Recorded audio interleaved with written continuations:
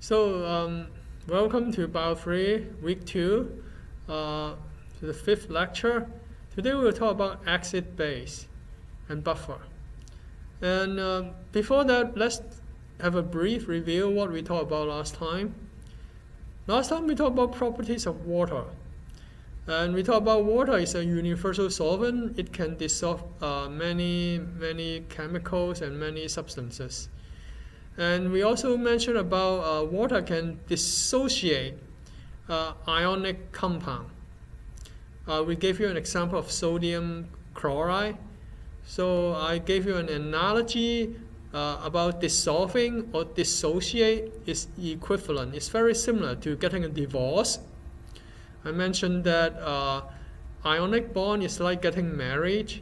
So the positively charged sodium ion has a diamond ring, which is a valence electron to give to the chlorine. So that after chlorine accepted this diamond ring, engagement ring, chlorine atom become chloride. So they form an ionic bond, which is a marriage. And then when we dissolve a salt in the water, what happened? So sodium ions start to surround itself with all the water molecules. So it's like sodium is having an affair with all the water molecule, and then chloride ion will have a revenge sex by surrounding herself with all the water molecule as well. So after that, water molecule will pull sodium ion apart from the chloride ion. And eventually they will no longer stay together, and we call this dissolve or dissociate or divorce. And that's why, that explains why when we put salt into water, salt will disappear because water molecule keep on pulling the sodium ion and chloride ion apart from each other. And what about exit base? Well, other than sodium chloride dissolve in water, we can also dissolve other stuff. When we dissolve other stuff, they may change the water into acidic or basic. So this is what we are going to learn about today. So exit base. We may have learned in high school that acid and base, if we put them together, then they will neutralize each other. And if we use litmus paper or pH paper, usually it will turn pH paper or litmus paper to red if it is an acid. For base, you will turn the litmus paper or pH paper into blue if it is a base. So we will look at each property right now.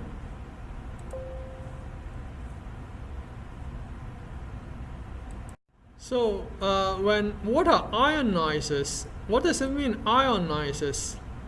Ionizes meaning that water can also form ions. So when water dissociates to form ions, it will have hydrogen ions and hydroxide ions.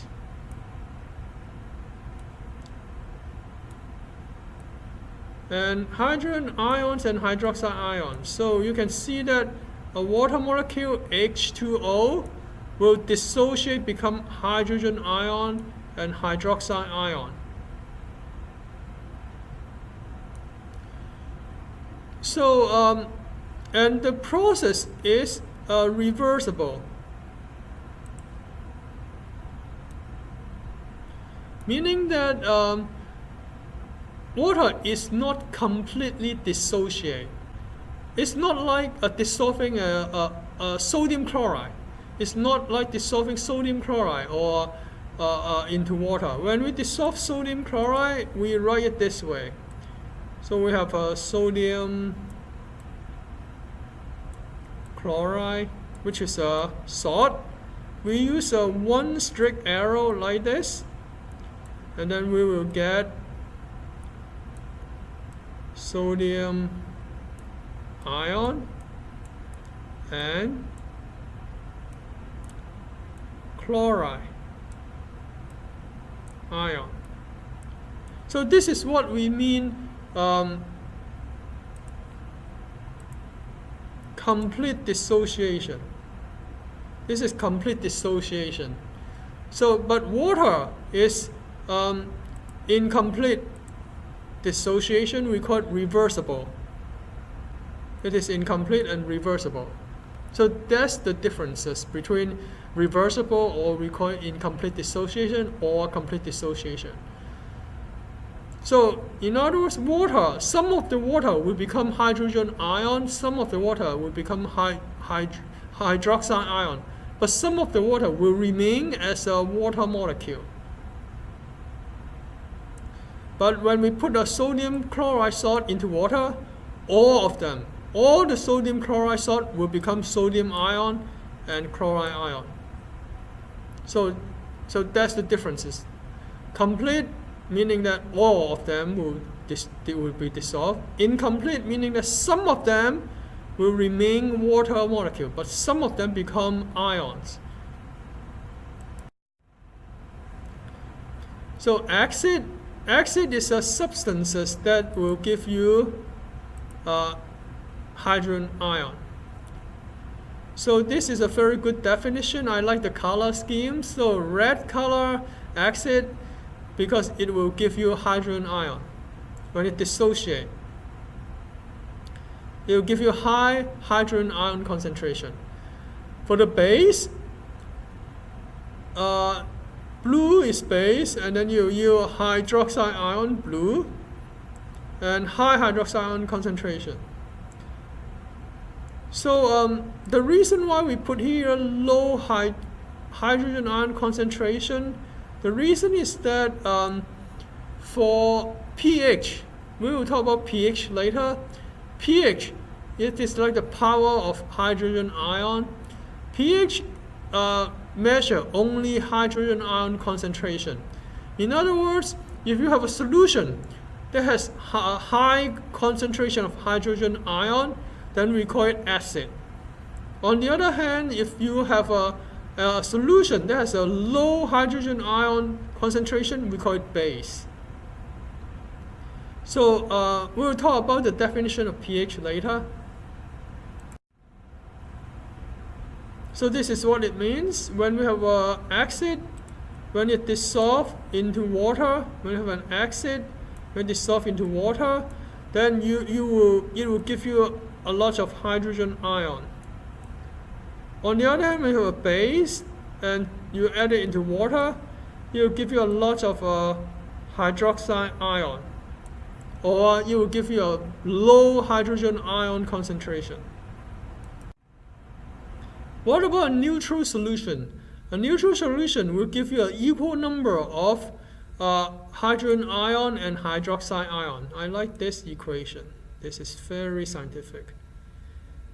So when you have equal hydrogen ion and hydroxide ion, then it will be neutral.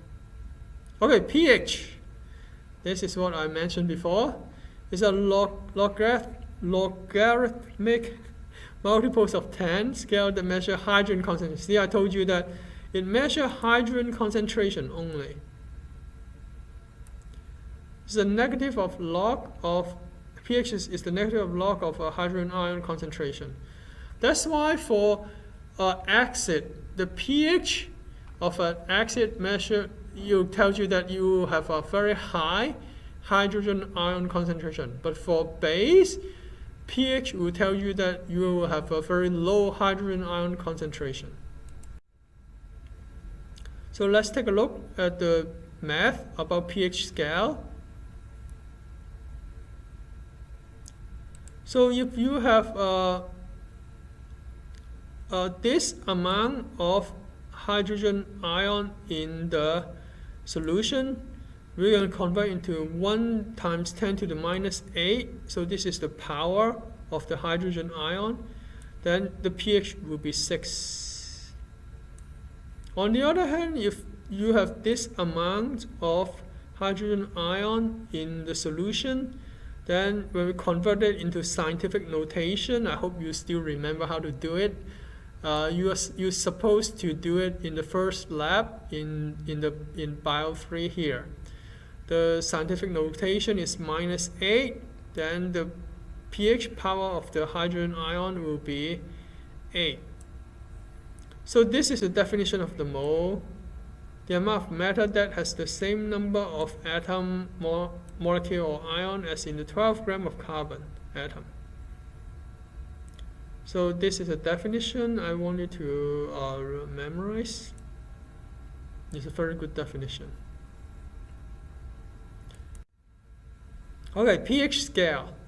So as I mentioned before, many of you may have used pH paper or pH or litmus paper before. So when it is red in color, if your pH paper or litmus paper turns red, that means it is acidic. When your pH paper or litmus paper turns blue, then it is basic. So the smaller the pH value, the more acidic. The larger the pH value, the more basic. As you can see that milk is approximately pH 7, it is neutral. But juice, vinegar, they are all acidic, of course. And these acid ring is around this range. This acid ring can be quite acidic, and acid ring can affects the environment a lot, affects the habitat, because our ocean is approximately pH neutral. So if we have a lot of acid ring causing the pH of the ocean drop a little bit, making the ocean a little bit acidic, that can kill a lot of marine animal. So that's why acid ring is very destructive to our environment. And then you can see seawater is around 8 or 9. It's a little bit basic. And if the acid ring lower the pH value of the seawater a little bit, well, then it will be disastrous. And then you have ammonia and lye. All these are very basic. Acid and base. Okay, well, we already talked about this. It is from 0 to 14. From 0 to 14. I already mentioned that under 7 is acidic, meaning that you have more hydrogen ion than hydroxide ion.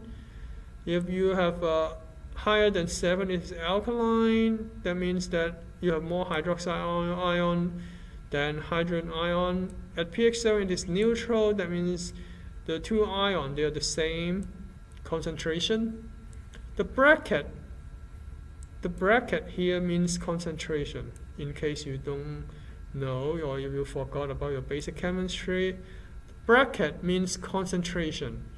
So whatever the bracket surrounded, then it will be the concentration of that substances.